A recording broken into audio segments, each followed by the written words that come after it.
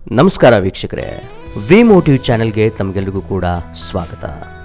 ಜೀವನದಲ್ಲಿ ನಮಗೆ ಸೋಲು ಅನ್ನೋದು ಹೊಸದಾಗಿರಲ್ಲ, ಆದರೆ ಸೋತೆ ಅಂತ ಕೈಚಲ್ಲಿ ಕೂತ್ಕೊಳ್ಳೋದು, ಮರಳಿ ಪ್ರಯತ್ನವನ್ನು ಮಾಡದೇ ಇರೋದು ದೊಡ್ಡ ತಪ್ಪಾಗಿಬಿಡುತ್ತೆ. ಸ್ನೇಹಿತರೆ, ಮರಳಿ ಯತ್ನವ ಮಾಡುವಂತ ಭಗವದ್ಗೀತೆಯಲ್ಲಿ ಸ್ವತಃ ಆ ಶ್ರೀಕೃಷ್ಣ ಪರಮಾತ್ಮನೇ ಹೇಳಿದ್ದಾನೆ. ಸೊ ಈ ಮರಳಿ ಯತ್ನವ ಮಾಡುವ ಎಂಬ ವ್ಯಾಖ್ಯಾನ ಕೇಳಿದ ಕೂಡಲೇ ನಮಗೆಲ್ಲ ಈ ಪಾಣಿನಿಯ ಕಥೆ ನೆನಪಿಗೆ ಬರುತ್ತೆ. ಪಾಣಿನಿ ಯಾರು ಅಂದರೆ ಸಂಸ್ಕೃತದ ಒಬ್ಬ ಶ್ರೇಷ್ಠ ವ್ಯಾಕರಣಕಾರ. ಇಂದಿಗೂ ಸಂಸ್ಕೃತವನ್ನು ಕಲಿಯಬೇಕಾದರೆ ಪಾಣಿನಿಯ ವ್ಯಾಕರಣವನ್ನೇ ಅವಲಂಬಿಸಬೇಕು. ಇಂತಹ ಮಹಾನುಭಾವ ವಿದ್ಯಾರ್ಥಿ ದಶೆಯಲ್ಲಿರುವಾಗ ಇತರರಿಗಿಂತ ಬಹಳ ಹಿಂದಿದ್ದ ಎಂದರೆ ಆಶ್ಚರ್ಯ ಪಡಲೇಬೇಕು. ಪಾಣಿನಿ ಗುರುಕುಲಕ್ಕೆ ಸೇರಿದಾಗ ಆತ ಎಷ್ಟೇ ಪ್ರಯತ್ನವನ್ನು ಪಟ್ಟರೂ ಆತನಿಗೆ ಗುರುಗಳು ಹೇಳಿಕೊಡುವುದು ಅರ್ಥವೇ ಆಗ್ತಿರಲಿಲ್ಲ. ಆಗ ಗುರುಗಳು, ನಿನಗೆ ವಿದ್ಯೆ ಹತ್ತೋದಿಲ್ಲ, ನೀನು ಬೇರೆ ಏನಾದರೂ ಕೆಲಸ ಮಾಡಿಕೊಂಡು ಜೀವನ ಮಾಡು ಅಂತ ಹೇಳಿಬಿಡ್ತಾರೆ. ಆದರೆ ಪಾಣಿನಿಗೆ ಗುರುಕುಲವನ್ನು ಬಿಡೋದು ಸುತಾರಾಮ್ ಇಷ್ಟ ಇರಲ್ಲ. ತಾನು ವಿದ್ಯಾವಂತನಾಗಬೇಕು, ಬುದ್ಧಿವಂತನಾಗಬೇಕು ಎಂಬ ಅದಮ್ಯ ಬಯಕೆ ಅವನ ಮನದಲ್ಲಿ ಇರುತ್ತೆ. ಆತ ಗುರುಕುಲವನ್ನು ಬಿಡುವುದಿಲ್ಲ ಎಂದಾಗ ಗುರುಗಳು, ನೀನು ನಮ್ಮ ಮನೆಯಲ್ಲಿ ಸಣ್ಣ ಪುಟ್ಟ ಕೆಲಸವನ್ನು ಮಾಡಿಕೊಂಡಿರು, ನಾನು ಇತರರಿಗೆ ಕಲಿಸೋದನ್ನು ಕೇಳಿಸಿಕೋ, ಮುಂದೇನಾಗುತ್ತೋ ನೋಡೋಣ ಎನ್ನುತ್ತಾರೆ. ಪಾಣಿನಿ ಗುರುಗಳ ಮನೆಯಲ್ಲಿರುವಂತಹ ಕೆಲಸಗಳನ್ನು ಮಾಡಿಕೊಡುತ್ತಾ ಕಲಿಯುವ ತನ್ನ ಪ್ರಯತ್ನವನ್ನು ಮುಂದುವರಿಸ್ತಾನೆ. ಆದರೆ ಅವನ ದುರಾದೃಷ್ಟವೇನು, ಅವನು ಎಷ್ಟೇ ಪ್ರಯತ್ನವನ್ನು ಪಟ್ಟರೂ ಅವನ ಪ್ರಯತ್ನಗಳು ಸಫಲವಾಗೋದಿಲ್ಲ. ಹೀಗಾಗಿ ಆತ ತೀವ್ರ ನಿರಾಸೆಗೊಳಗಾಗ್ತಾನೆ. ಇಂತಹ ಸಮಯದಲ್ಲಿ ಆತ ಗುರುಗಳ ಮನೆಗೆಂದು ನೀರನ್ನು ತರಲು ಬಾವಿಗೆ ಹೋಗ್ತಾನೆ. ಬಾವಿಯ ಬಳಿ ಪಾಣಿನಿ ಖಿನ್ನ ಮನಸ್ಕನಾಗಿ ಕುಳಿತಿರೋದನ್ನು ನೋಡಿದ ಒಬ್ಬ ಹೆಣ್ಣುಮಗಳು, ಮಗು, ಏಕೆ ನೀನು ಖಿನ್ನವಾಗಿರುವೆ ಎಂದು ಕೇಳ್ತಾಳೆ.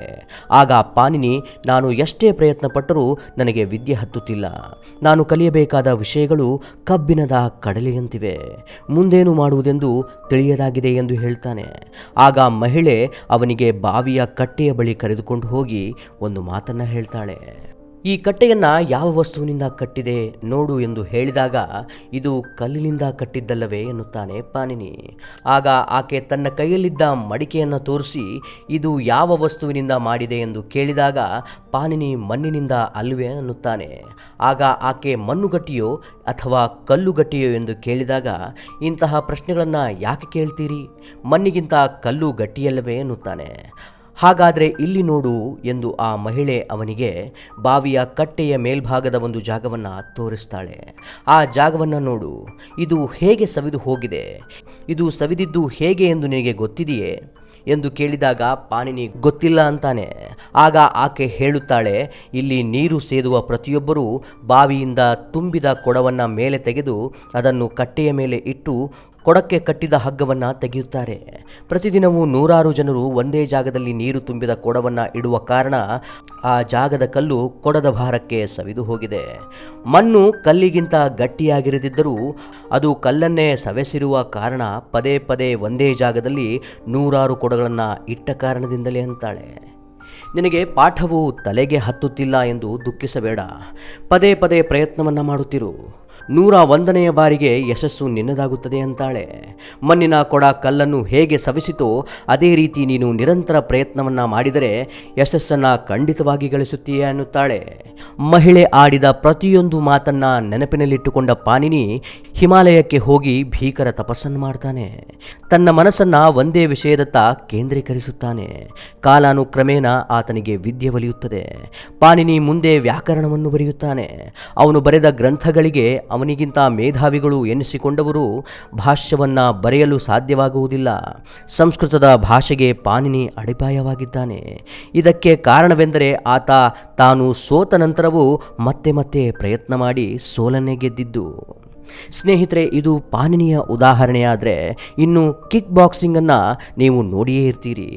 ಅದರಲ್ಲಿ ಇಬ್ಬರು ಎದುರಾಳಿಗಳು ಮುಷ್ಟಿ ಯುದ್ಧವನ್ನು ಮಾಡುವಾಗ ಒಬ್ಬ ಕೆಳಗೆ ಬಿದ್ದಾಗ ತೀರ್ಪುಗಾರ ಅವನಲ್ಲಿಗೆ ಬಂದು 1, 2, 3 ಎಂದು ಎಣಿಸುತ್ತಾ ಹೋಗ್ತಾನೆ. ಒಂದು ವೇಳೆ ತೀರ್ಪುಗಾರ 10 ಎಣಿಸುವಷ್ಟರಲ್ಲಿ ಕೆಳಗೆ ಬಿದ್ದವನು ಮೇಲಕ್ಕೆ ಏಳದಿದ್ದರೆ ಆತ ಸೋತು ಹೋದ ಎಂದು ತೀರ್ಮಾನಿಸಲಾಗುತ್ತೆ. ಆಟಗಾರನು ಪಂದ್ಯದಲ್ಲಿ ಮುಂದುವರಿಯಬೇಕಾದರೆ ಕೆಳಗೆ ಬಿದ್ದಿರಲು ಸಾಧ್ಯವೇ ಇಲ್ಲ. ಆತ ಮೇಲಕ್ಕೆ ಏಳಲೇಬೇಕು. ಆತ ಮೇಲಕ್ಕೆದ್ದು ಪಂದ್ಯವನ್ನು ಮುಂದುವರಿಸಬೇಕು. ಆಗ ಮಾತ್ರ ಪಂದ್ಯವು ಮುಂದುವರಿಯುತ್ತದೆ. ಹೀಗಾಗಿ ಕೆಳಗೆ ಬಿದ್ದರೆ ಸೋತಂತಾಗುತ್ತದೆ.